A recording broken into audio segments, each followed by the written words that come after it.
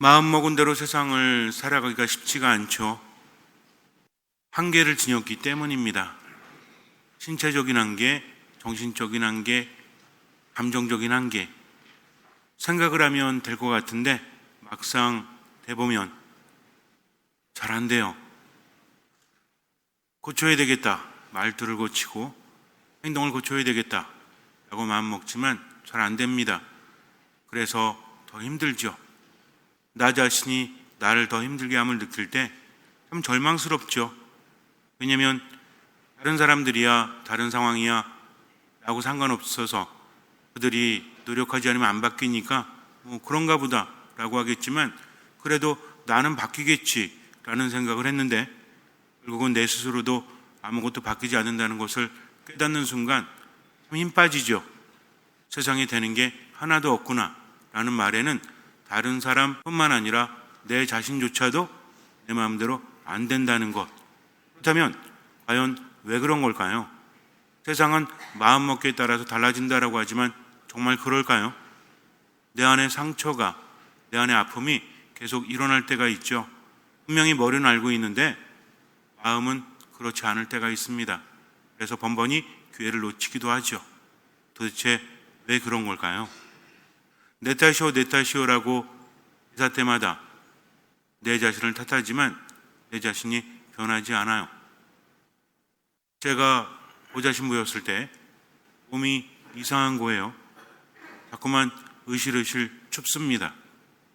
겨울은 아니었던 것 같아요. 한 가을쯤 되었을까? 몸이 너무나 추워서 이불 속으로 쏙 들어갔죠.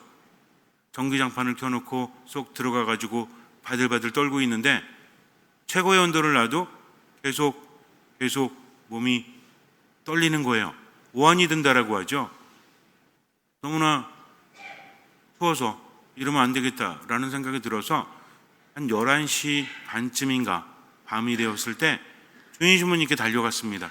죽을 것 같아가지고 2층에서 1층으로 내려가는데 보좌 신부 방은 2층에 있었고 본당 신부님 방은 1층에 있었거든요. 내려가는데도 계단이 잘 안 보일 정도예요. 그렇게 몸이 바들바들 떨렸습니다. 왜 그렇죠? 열이 많이 났기 때문이죠. 주인 신부님 방을 두드리고 들어갔는데 신부님께서 주무시는데 머리에 모자를 쓰시고 꽃갈 같은 빨간 모자를 쓰시고 그리고 내복을 입으시고 이렇게 목에다 뭘 두르시고 주무시고 계시더라고요. 그때 신부님께서 거의 70 좀 넘으셨나? 어쨌든 그랬는데 그러고 계시더라고요. 깜짝 놀랐습니다.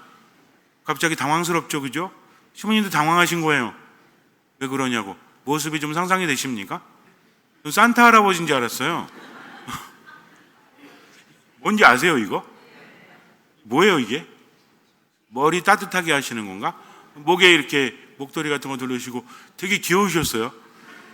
그 순간에도 신부님 그랬더니 왜 그러시길래 저 아파요. 그랬더니 어디가? 몸이 바들바들 떨립니다. 그래? 그러면 이 약 좀 먹으라고 약을 챙겨주시더라고요. 해열제 같은 거. 올라가서 먹었는데 몸이 알죠? 이거 갖고 안 되겠는 거. 본당 신부님께 가서 좀 병원에 데려가 달라고 하기에는 신부님이 연로하셔서 제가 차를 몰고 병원에 가는데 그때 제가 빈센트 병원까지 차를 몰고 가는데 문제가 뭐냐면 세상이 아름다워 보여요. 무슨 얘기냐면 현실감이 떨어집니다. 붕 뜬 느낌. 뭔가 좀 뽀얗고 마치 여기저기서 물방울이 막 떠다니는 것처럼 어떤 느낌인지 아시겠어요? 밤이었지만 그래도 차들이 있죠. 횡단보도에 섰는데 신호등이 잘 안 보입니다. 빨간불인지 파란불인지 잘 안 보인다는 게 뭐냐면 빨간불, 파란불을 구분하기 힘들다는 게 아니라 어떤 신호등이 내 신호등인지 모르겠는 거예요. 옆에 있는 신호등이 내 신호등인지 앞에 있는 신호등이 내 신호등인지 그래서 생각을 했습니다. 앞으로 내가 쭉 가고 있으니까 내 앞에 보이는 게 그 신호등일 거야 라고 했는데 고개가 돌아가 있는 거 이렇게. 어딜 보는 거예요? 옆에 보는 거잖아요. 옆에 보고 파란불이라고 갔더니 차들이 빵빵거리고 난리가 났죠. 그때 알았어요. 고개가 돌아가 있다는 걸. 그래서 운전하면 안 되는데 그때가 2002년도인가 그랬거든요. 죽을 것 같으니까 차를 몰고 가고 있는데 생각해 보니까 술 마신 것보다 더 위험한 것 같아. 열이 엄청나게 올라가지고 천지분간이 안 될 때 운전하는 거는 되게 위험하다는 것을 그전에 몰랐거든요. 어쨌든 빈센트 병원에 도착을 했는데 응급실 앞에서 내리자마자 시동도 안 끄고 차문 열어놓고 딱 나갔는데 수녀님이 한 분이 계시더라고요. 수녀님, 저 죽을 것 같아요 라고 하고 픽 쓰러졌습니다. 응급실로 실려가가지고 좀 있다가 이렇게 깼는데 얼음을 잔뜩 제 몸에 붓고 있는 거예요. 얼음 왜 붓냐고, 추워 죽겠는데. 그러니까 열을 내려야 한다고 하길래 추워 죽겠는데 바들바들 떨려갖고 말도 잘 안 나오고 이빨이 막 부딪혀가지고 그런 상황인데 열 내려야 된대요. 그래서 굉장히 고통스러웠던 기억이 있는데 그렇게 하다 열이 떨어지니까 제정신이 돌아오더라고요. 그때 느꼈습니다. 열이란 게 참 무서운 거구나. 그렇죠? 아이들이 아플 때 특히 열이 오르면 무조건 어떻게 해야 돼요? 열을 떨어뜨려 줘야 되죠. 왜 그렇습니까? 열이 난다는 것은 순간의 고통도 있지만 후유증이 심하기 때문이죠. 열병이 위험한 이유는 뭐냐면 내장이 상하고 특히 뇌가 상할 수 있기 때문입니다. 그래서 열은 빨리빨리 내려줘야 한다는 거죠. 열이 많이 날 때는 계산도 안 돼요. 1 더하기 1이 뭔지도 몰라요. 왜? 몸이 정상이 아니기 때문이죠. 그래서 열이라는 것은 사람을 꼼짝 못하게 만듭니다. 여러분들은 열병을 알아본 경험이 계십니까? 몸의 열병뿐만 아니라 마음의 열병도 있죠. 뭐가 대표적인 거죠? 상사병. 상사병에 걸리면 보여요, 안 보여요? 심장이 터질 것 같고 온 정신이 없죠? 하도 오래돼서 기억이 잘 안 나십니까? 그 사람만 보이잖아요. 그렇지 않아요? 눈에 뵈는 게 없지. 그래서 뭐라고 해요? 눈에 콩깍지가 씌인다고 하죠. 단순히 그렇게 보이는 게 아니라 그냥 그 사람이 좋다 이게 아니라 그 사람이 없으면 못 살 것 같죠. 이것이 열병입니다. 부모가 말려도 뛰쳐나가잖아요. 그러다가 나중에 그러죠. 왜 안 말렸어? 뭐라 그래요? 안 말리기는 말렸는데 네가 말을 안 들었잖아 라고 합니다. 우린 살아가면서 그럴 때가 있어요. 특히 감정적인 것들. 사랑의 열병이라면 그래도 좋지만 상처가 열병이 되어서 내 안에 나를 가둬놓습니다. 그렇게만 보이는 거죠. 이것이 우리를 힘들게 합니다. 겉으로 보이지 않는데 속 안에서 계속해서 나를 힘들게 하죠. 그것이 분노일 수도 있어요. 그것이 슬픔일 수도 있습니다. 세상 모든 것들이 나를 힘들게 해. 세상은 나를 사랑하지 않아. 사람들은 나를 이용해. 사람들은 나를 속여. 라는 마음이 나를 힘들게 합니다. 그래서 사람들을 믿지 못하고 마음을 두지 못하죠. 제대로 살아가지 못해요. 내 인생이라는 게 나아질 기미가 안 보여. 나는 죄가 많으니까, 나는 못났으니까, 나는 상처투성이니까 뭐 나아질 수 있겠어? 하면서 스스로 안에 점점 더 갇혀가는 거죠. 고집이 세집니다. 고집도 여러 가지가 있다라고 했죠. 황소고집이 있죠. 황소고집은 앞으로 나아가려고 하는 거죠. 자기 고집만 부리는 거죠. 이런 고집 부리지 않아도 스스로 변하지 않는 어떤 고집이 있어요. 오래 심줄이 있지 않습니까? 그래서 삶은 더 힘들어집니다. 점점 내 안에 들어가서 나오려고 하지 않죠. 그러다 보니까 역할을 제대로 하지 못합니다. 상처투성이, 아픔투성이가 되어서 스스로의 삶을 망치고 있죠. 발전적이지 않습니다. 하루하루 살아가는 것이 아니라 하루하루 버텨가죠. 그러면서 점점 더 어때요? 우울감은 커지고 그리고 분노도 커지지 않습니까?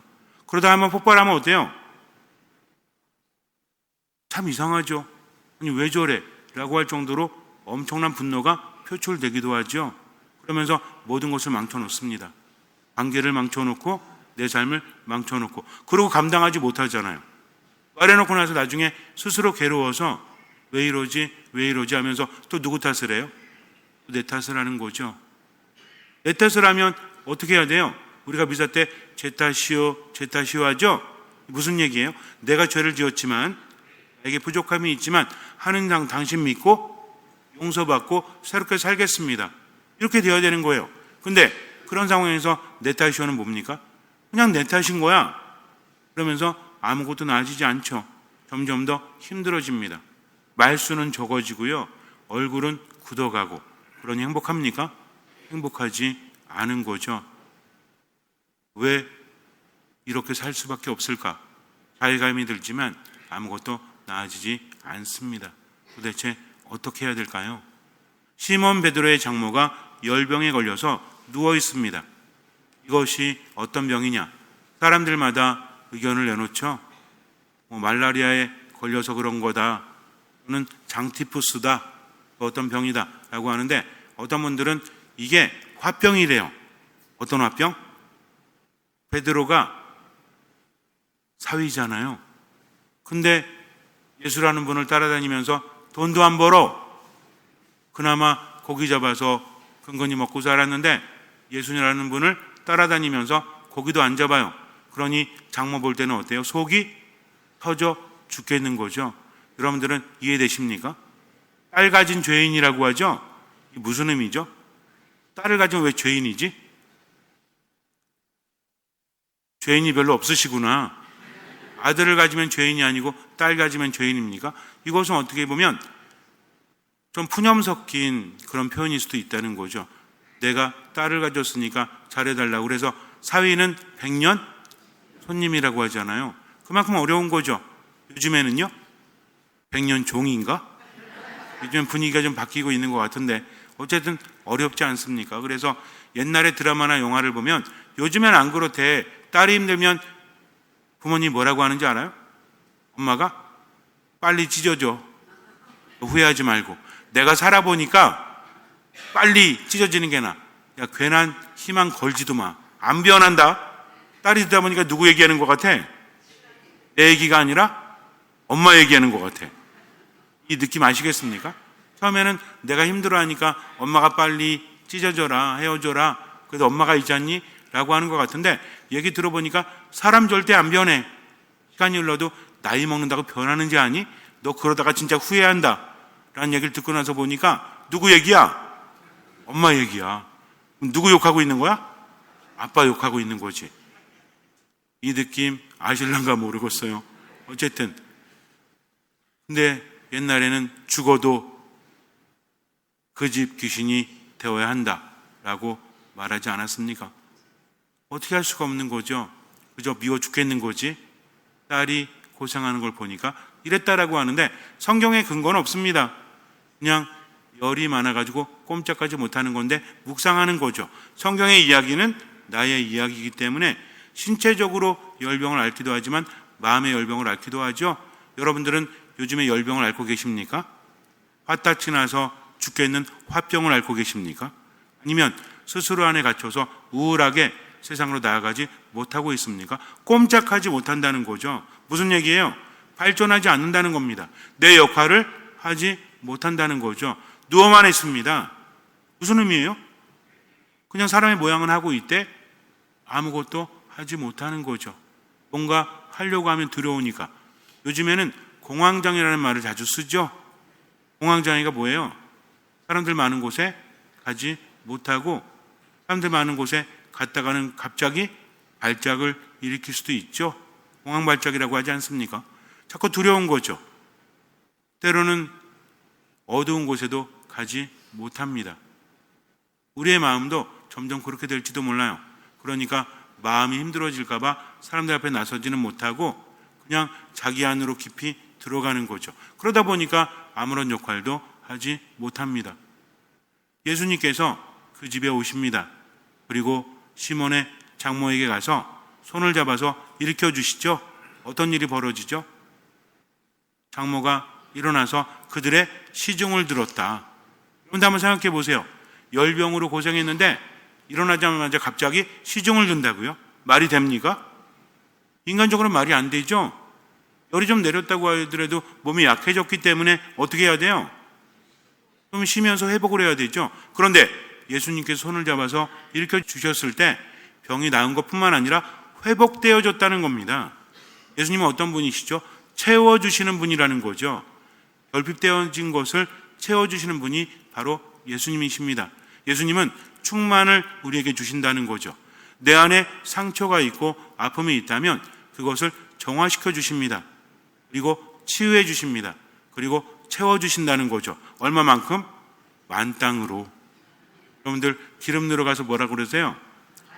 기름 넣으러 가서 만땅 넣어주세요 그럴 때마다 뭔가 희열을 느끼지 않으십니까? 저는 그래요. 차 타고 가서 3만 원어치요, 2만 원어치요 이러다가 어느 날 갑자기 기분이 좋아가지고 만땅 넣어주세요 그러면 기분이 되게 좋아. 근데 더 기분 좋을 때 언제인지 아세요? 옆에 있는 분이 만땅이요 이랬을 때. 뭔 소리인지 모르시는구나.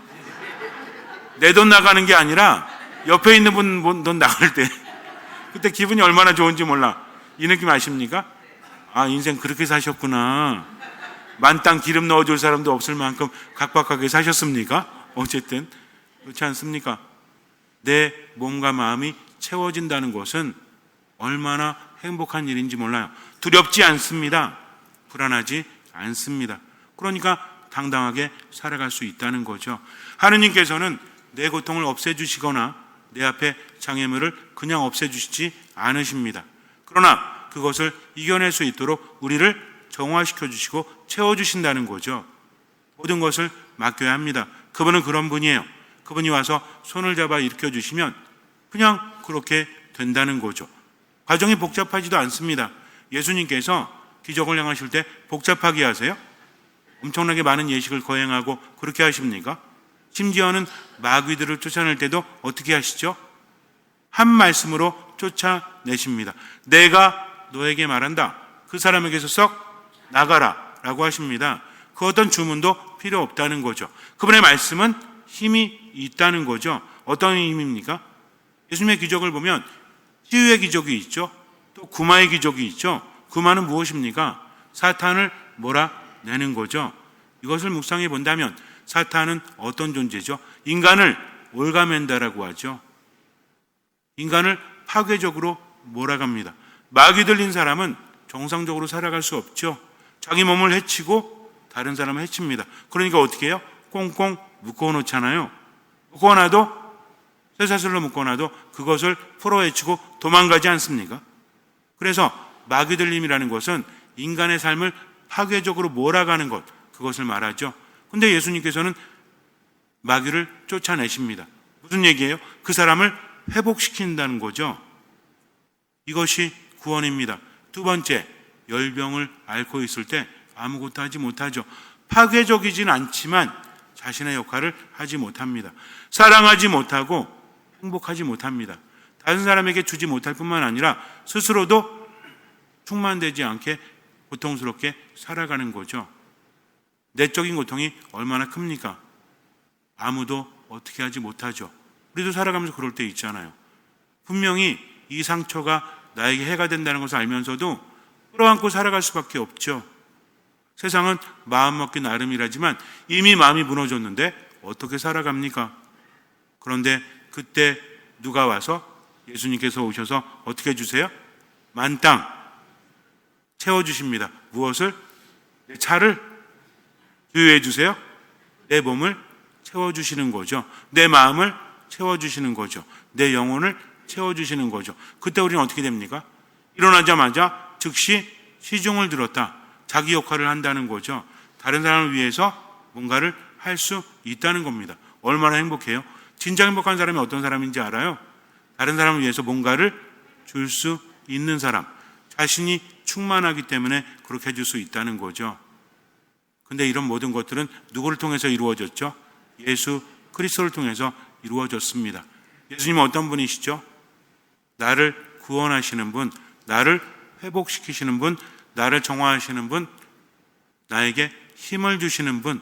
그러니까 그분 안에서 살아갈 수 있다는 거죠. 우리 미사 때마다 뭐라고 합니까? 한 말씀만 하소서 제 영혼이 나으리이다 라고 하죠.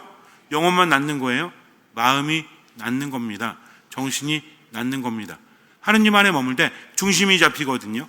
그래서 지난날에 상처가 있다고 할지라도 치유되기 때문에 세상이 다르게 보여요. 다르게 보이니까 여유가 생기죠. 여유가 생기니까 어때요? 사람이 깊어지는 거죠. 우리 그럴 때 있지 않아요? 내 안이 깊지가 않아가지고 이리저리 흔들리니까 분노하고 우울해하고 그렇게 살아가면서 괴로워하죠. 그럴 때 어떻게 해야 돼요? 주님을 만나야 합니다. 그분의 손을 잡아야 하는데 그분께서 오셔서 손을 내밀어 주시죠. 언제? 그분을 만났을 때. 언제입니까? 거룩한 미사 안에 머물 때. 그러니까 미사 참여 꼬박꼬박 하세요. 느낌이 없어도 그렇게 하십시오. 그리고 말씀 안에 머물 때 성경 자주 묵상하세요. 그리고 기도 안에 머물 때 우리 어르신들 성경 자주 읽으세요. 잘 안 보여가지고 잘 안 배. 그러면은 뭐 유튜브 같은 거 할 줄 아세요? 잘 몰라? 좀 배우세요. 스마트폰 있으면 그래갖고 이렇게 거기에 보면은 성경 말씀도 있고 여러 가지 있거든요. 그래서 알려달라고 하시면 이렇게 해갖고 들으면 돼. 모르시는 분 저에게 오세요. 제가 알려드릴 테니까. 그러면서 자꾸만 들으시기 바랍니다. 굉장히 중요하죠. 그리고 기도도 뭐예요? 기도도 그냥 내 얘기만 주저리 하는 게 아니라 어떻게 하는 겁니까? 기도는 대화다. 그러니까 하느님 돈 주세요 그러면 대화 안 돼요. 됩니다. 대화인데 엄마 돈 좀 줘 하잖아. 그럼 엄마가 무조건 줘요? 아니 너 그때 준 거 어디 있어? 사탕 사 먹었는데요? 뭐라 그래? 그러면은 엄마 심부름쯤에 가서 두부 한 모 사와? 그럼 가갖고 두부 한 모 사오다가 발랑 엎어가지고 어휴 어떡하지? 막 이럴 때도 있잖아요. 손으로 막 털어가지고 저만 그랬나? 저 옛날에 어머니가 아브레기 사오라고 그래가지고 아브레기 뭔지 아세요? 어묵인가? 덴푸라? 뭐 이런 거잖아요. 근데 그때 제가 살던 곳에 좀 멀리에 아브라기 공장이라고 있었어요. 덴푸라 공장, 어묵 공장이 있었어요. 가가지고 이렇게 하면은 이렇게 잘라줘 긴 거를 그러면 이제 들고 오다가 그때는 이제 다 포장길이 아니었잖아요. 비포장. 거기가 동문사거리가 그랬어요. 한라당 엎은 거야. 어떻게? 나름대로 털었지. 어쨌든 잘 털었어요. 딱 갖고 왔는데 식사하다가 아버지가 근데 왜 이렇게 자꾸 이렇게 돌이 짚혀? 이렇게 얘기했던 기억이 나는데 어쨌든 그렇게 심부름하면 주시잖아요. 그러면서 관계가 이루어지지 않습니까? 기도도 마찬가지라니까. 주님 돈 좀 주십시오. 주님 건강 좀 주십시오. 그랬더니 주님께서 내 마음을 통해서 그래 내 말을 들어 하면서 내 양심을 통해서 뭘 하라고 하십니다. 그거 하는 거죠. 그러다 보니까 어때? 하다 보니까 새로운 체험을 하고 깨달음을 얻죠. 이게 신앙입니다. 꼼짝하지 않으면서 주님도 만나지 않으면서 치유될 수 있다고요. 미사 안에서도 대충 머물고 말씀 묵상도 안 하고 기도하지 않으면서 어떻게 치유가 이루어지기를 바라겠습니까? 그래서 주님과의 만남이 있을 때 치유해 주시는 분은 그분이시고 나는 어떻게 하면 된다? 맡기면 된다는 거죠. 이게 어떤 마음이에요? 듣는 마음. 그러니까 미사 말씀 기도 안에서 주님만 바라보자. 그리고 들리는 말씀이 있다면 실천하세요. 아셨죠? 잠시 눈을 감으세요. 그 무렵 예수님께서는 회당에서 나오시어 야고보와 요한과 함께 곧바로 시몬과 안드레의 집으로 가셨다. 그때 시몬의 장모가 열병으로 누워 있어서 사람들이 곧바로 예수님께 그 부인의 사정을 이야기하였다. 예수님께서 그 부인에게 다가가시어 손을 잡아 일으키시니 열이 가셨다. 그러자 부인은 그들의 시중을 들었다. 저녁이 되고 해가 지자 사람들이 병든 이들과 마귀 들린 이들을 모두 예수님께 데려왔다. 온 고을 사람들이 문 앞에 모여들었다. 예수님께서는 갖가지 질병을 앓는 많은 사람을 고쳐주시고 많은 마귀를 쫓아내셨다. 그러면서 마귀들이 말하는 것을 허락하지 않으셨다. 그들이 당신을 알고 있었기 때문이다. 다음날 새벽 아직 캄캄할 때 예수님께서는 일어나 외딴 곳으로 나가시어 그곳에서 기도하셨다. 시몬과 그 일행이 예수님을 찾아 나섰다가 그분을 만나자 모두 스승님을 찾고 있습니다 하고 말하였다. 예수님께서 그들에게 말씀하셨다. 다른 이웃 고을들을 찾아가자. 그곳에도 내가 복음을 선포해야 한다. 사실 나는 그 일을 하려고 떠나온 것이다. 그러고 나서 예수님께서는 온 갈릴리아를 다니시며 회당에서 복음을 선포하시고 마귀들을 쫓아내셨다. 치유하시는 분은 주님이십니다. 그분은 우리를 회복시키십니다. 마음이 너무 힘들 때 주님 바라보세요. 용서가 안 될 때도 용서하려고 애쓰지 말고 주님 바라보세요. 우리 안에 상처가 있으니까 그런 겁니다. 이러면 안 되는데 왜 원하는 대로 살아갈 수 없지? 라고 했을 때도 주님 바라보세요. 그것이 최선입니다. 기도하면 돼요. 주님께 맡기면 돼요. 주님께서 길을 알려주시기 때문이죠. 혼자 애쓰지 마세요. 그렇다고 아무것도 하지 말라는 게 아니라 말씀을 들으라는 겁니다. 나는 길이요 진리요 생명이다라고 예수님 말씀하십니다. 그분 말씀 듣고 미사 안에 머무십시오. 말씀 안에 머무십시오. 기도 안에 머무십시오. 양심에 들리는 소리가 있다면 최선을 다해서 그분의 뜻을 실천하십시오. 나머지는 맡기십시오. 주님께서는 그 믿음을 보시고 우리를 치유하시고 우리 삶에 놀라운 기적을 일으켜 주실 것입니다.